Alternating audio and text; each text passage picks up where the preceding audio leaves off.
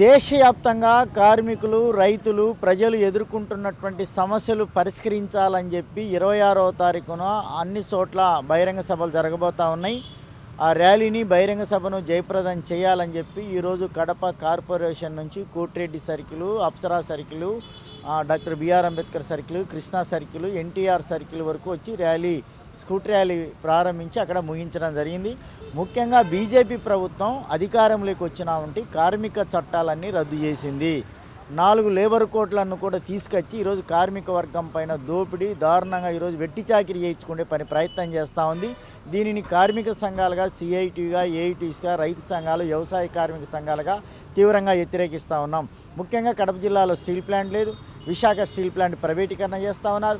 Scheme వర్కర్లకు minimum జీతం లేదు, ఆప్కాస్ వర్కర్లను పర్మనెంట్ లేదు. కాబట్టి మినిమం 26,000 వేతనం ఇవ్వాలని చెప్పి ఈరోజు కార్మిక సంఘాల తరఫున ప్రత్యేకంగా డిమాండ్ చేస్తాం. రెండోది ఏమిటి, ఈరోజు రైతులకు గిట్టుబాటు ధర కల్పించే చట్టం ఏమాత్రం ఉన్నా కూడా అమలు కాని పరిస్థితి లేదు.